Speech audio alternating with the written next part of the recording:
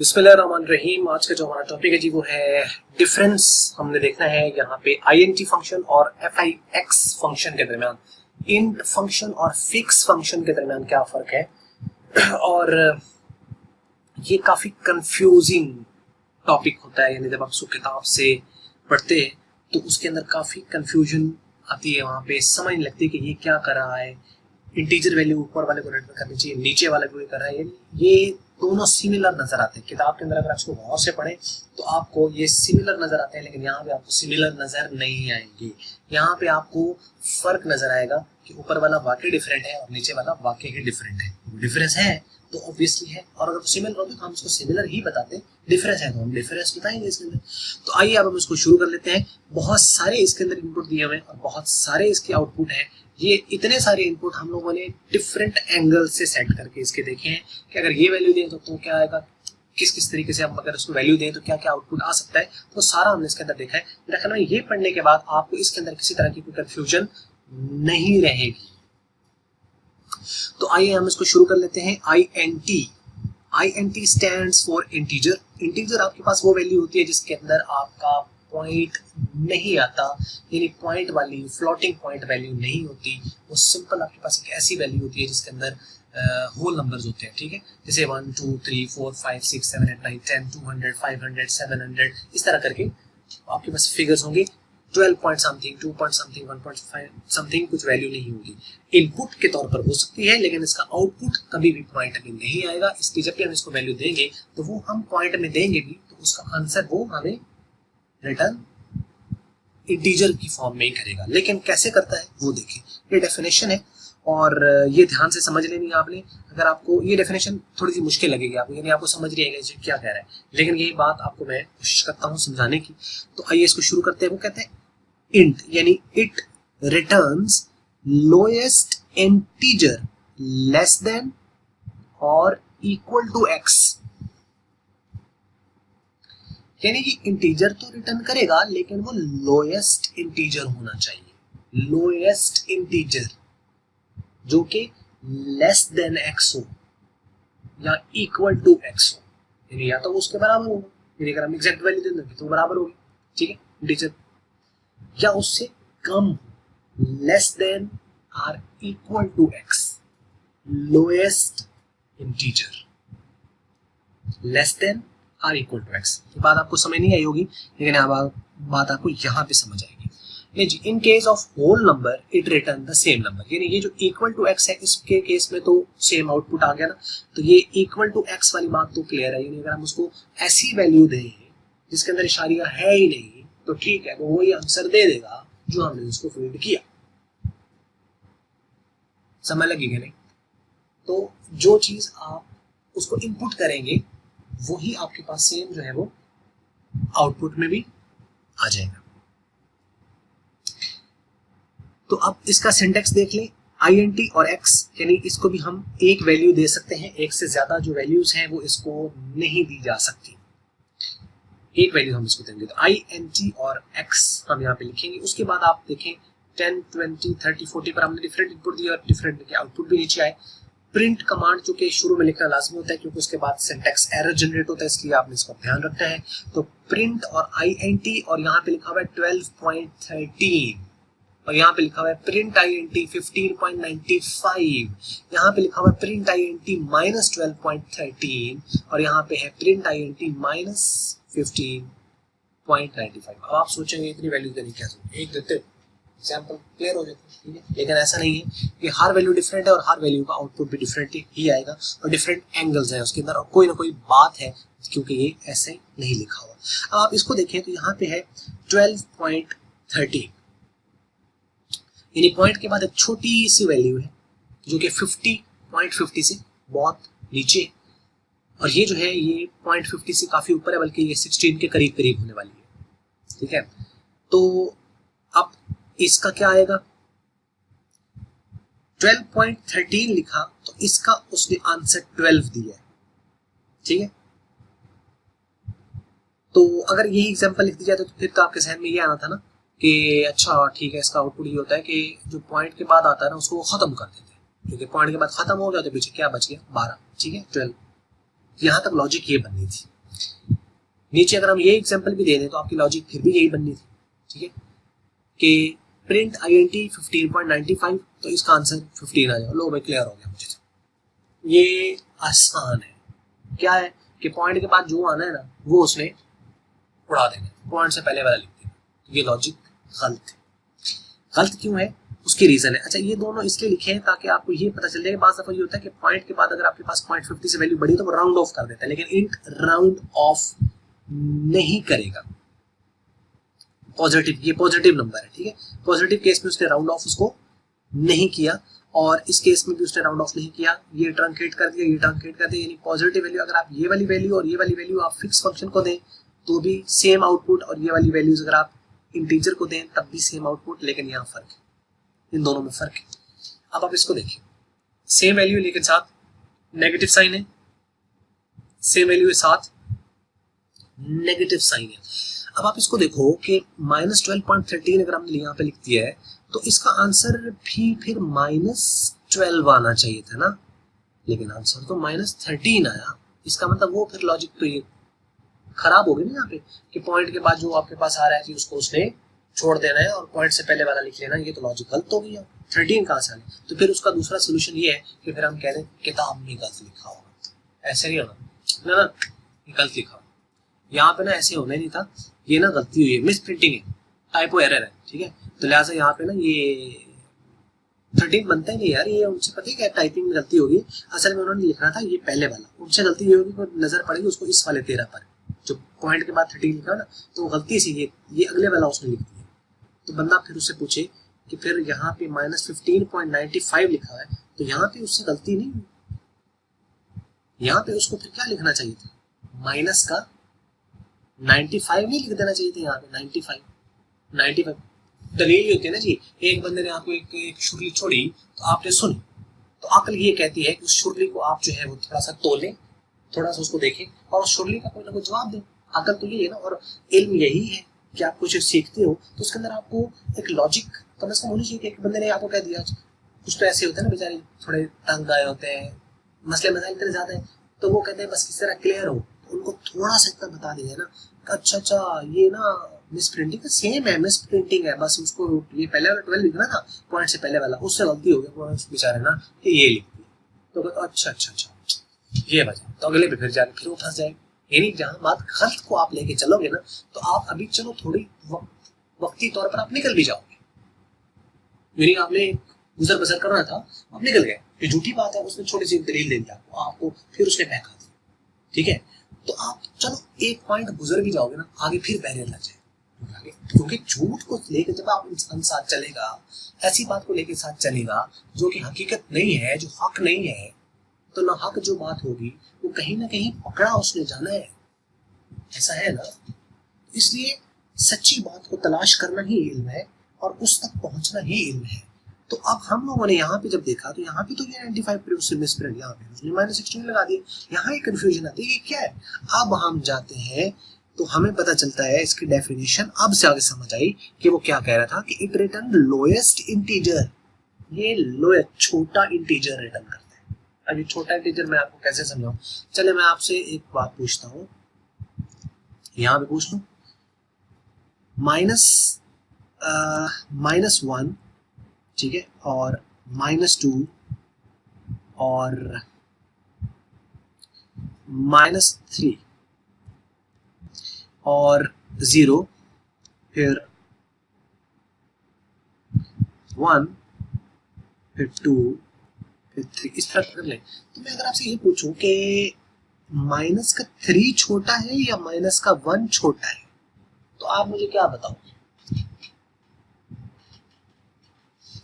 Minus का 1 छोटा है या माइनस का 3 छोटा है? इनमें थोड़ा सा है ना, इसका तो पता है क्योंकि हम लोगों ने इसको पॉजिटिव नंबर को लिखा होता है कि 3 छोटा या 1 छोटा। तो वो कहेंगे सर ये कौन सी बच्चों वाली बात पूछी है, 3 छोटा 1 छोटा, हम छोटे थोड़ी है, हम तो अच्छे खासे बड़े हैं, हमें तो पता है कि 1 जो है वो छोटा है और 3 जो है वो बड़ा है, ऐसा है ना, ये बात समझ आती है ना। तो इसका मतलब ये हुआ कि यहाँ बात तो क्लियर हो गई, लेकिन अगर हम नेगेटिव के केस में बात करें तो यहाँ पूछा जाए कि माइनस का 3 छोटा या माइनस का 1 छोटा, तो वही कॉन्सेप्ट हमारा पॉजिटिव वाला उसके साथ चला जाता है, सेम फॉर्मेट कॉपी हुआ और वही हमने नेगेटिव पे अप्लाई कर दिया। हमने कहा अच्छा माइनस का 1 और वो माइनस का 3 है और वो माइनस का 1 है, तो छोटा कौन सा? माइनस का 1 छोटा होना सर, वो माइनस का 1 है, 1 1, और वो माइनस का 3 है, 3 2 भी नहीं 3, तो सोचो कल तो होगा ना। छोटा ये नहीं, आप यूं कह लो कि किसी ने उधार लिया 1 रुपया किसी से, किसी ने 3 रुपए उधार ले रखे, तो ज्यादा कौन नीचे है? जिसने 3 रुपए उधार ले रखे ज्यादा कर्ज में दबा हुआ है ना। 3 रुपए जिसने कर्ज लेगा वो ज्यादा छोटा है, वो और गरीब है, उसकी गुर्बत और ज्यादा है, ऐसा है ना। बस यही है इसका मतलब, नेगेटिव में वैल्यू जितनी बड़ी हो वैल्यू उतनी छोटी होती है। नेगेटिव में वैल्यू जितनी बड़ी हो, नंबर यानी उसका जितना बड़ा हो नेगेटिव का, वो वैल्यू उतनी छोटी होती है। ठीक है, तो अब डेफिनेशन की तरफ फिर हम चलते हैं। वो कहता है इट रिटर्न्स लोएस्ट इंटीजर, ये लोएस्ट छोटा इंटीजर रिटर्न करेगा। अब वो इंटीजर आसपास होंगे नंबर के इर्द गिर्द, चले हम इसके बनाते हैं।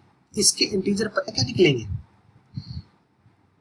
इसके इंटीजर निकलेंगे जी 12.13 है ना, तो 12 से पीछे चले जाएं, ठीक है, तो 11 बनता है,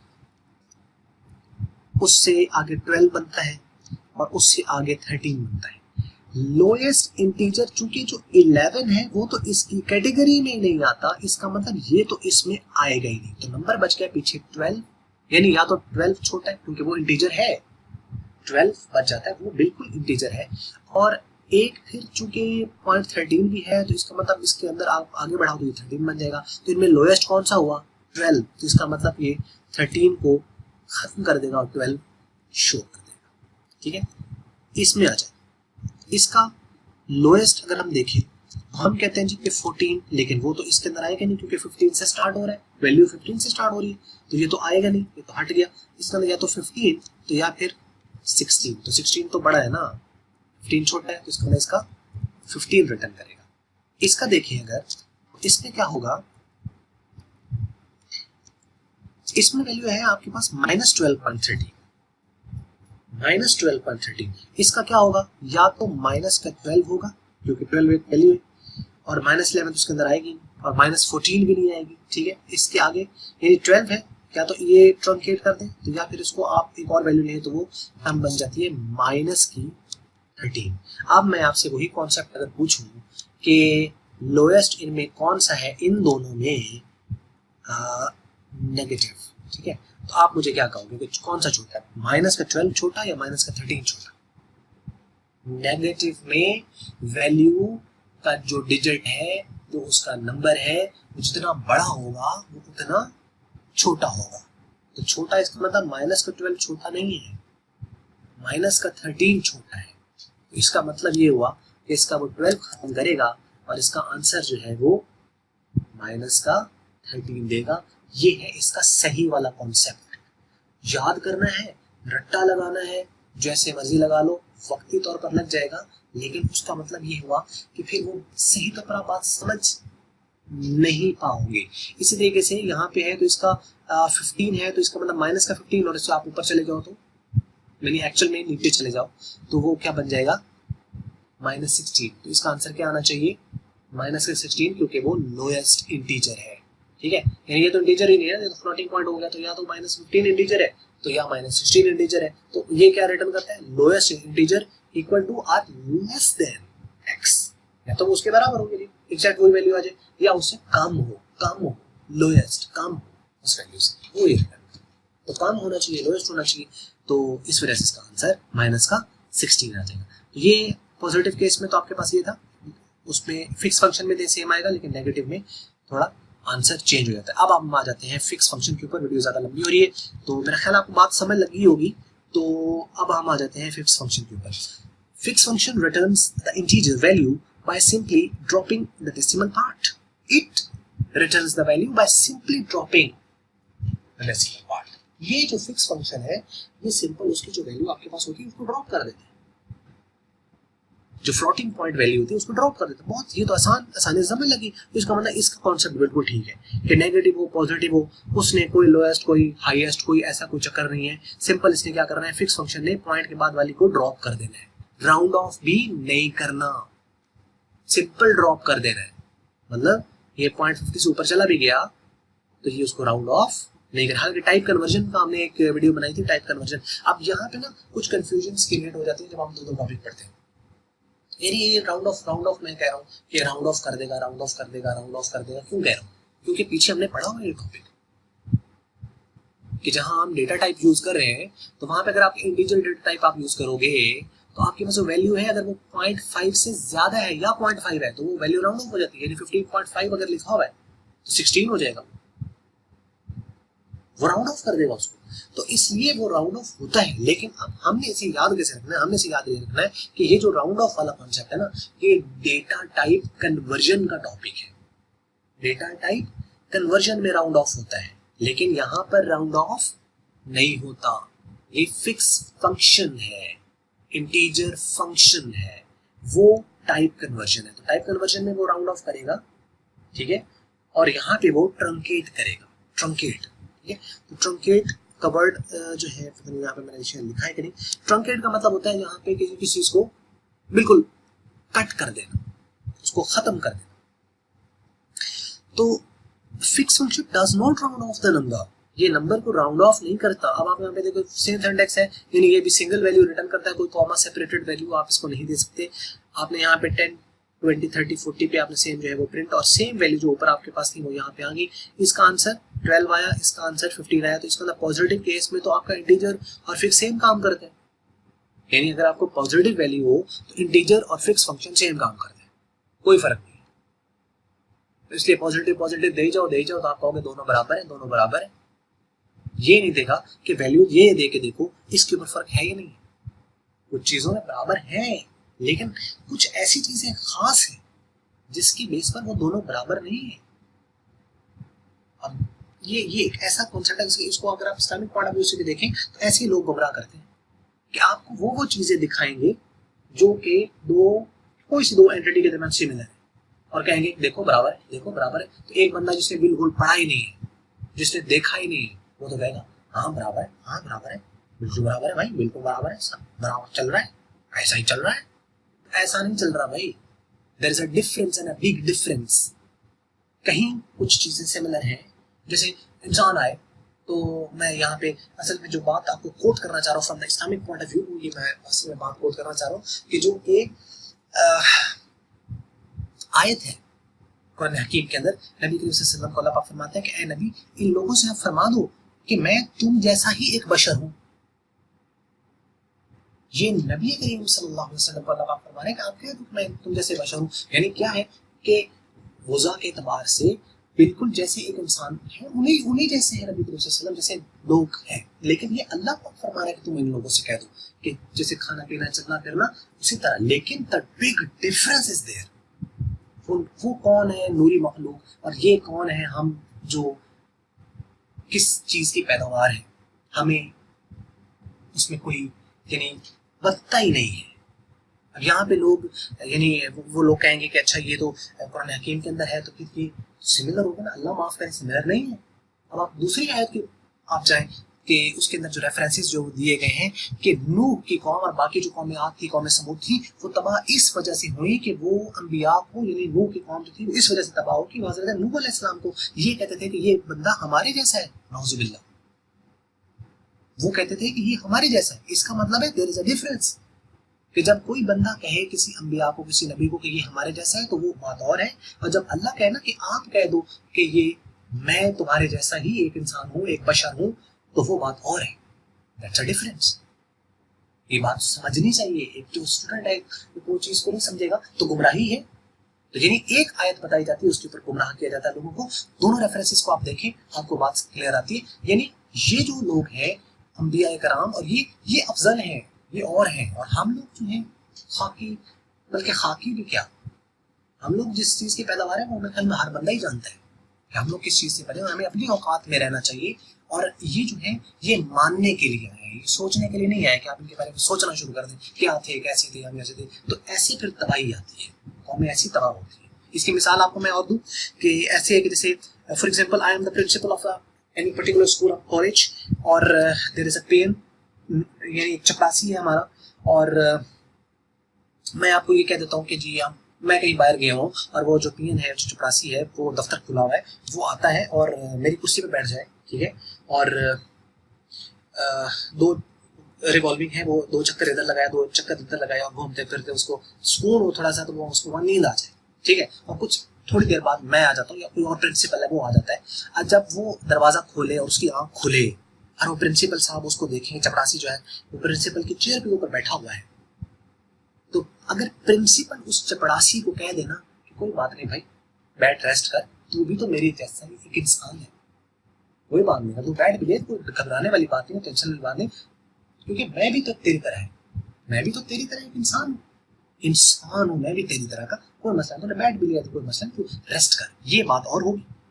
और दूसरे एंगल से आप इसको देखें कि वो जो चपरासी बैठा हुआ है वहां पे पेन कुर्सी पर, उसकी आंख खुले और वो उस प्रिंसिपल को देख के वो उसे कहे, हाँ जी ये है कि देख दीजिए, मैं भी तो आपकी तरह का एक इंसान ही हूँ, अगर मैं बैठ गया हूं तो क्या हो गया? आपको क्या लगता है दोनों बात सेम? बोथ दोनों बातें, वो भी उधर से कह रहा है कि मैं तेरा इंसान हूँ, तू मेरे तरह इंसान है, दैट्स ओके, लेकिन उधर से वो भी यही बात कह रहा है, लेकिन दोनों में फर्क है। मेरा ख्याल है अगर किसी को बात समझ लगी हो, तो से डिफरेंस, ये बात मुझे, ये जो चीजें है ना जी, ये सारी इस्लाम के साथ ये सारी चीजें ऐड होती हैं। कोई अगर सुने, कोई सुने, किसी तक पहुंचनी चाहिए बात।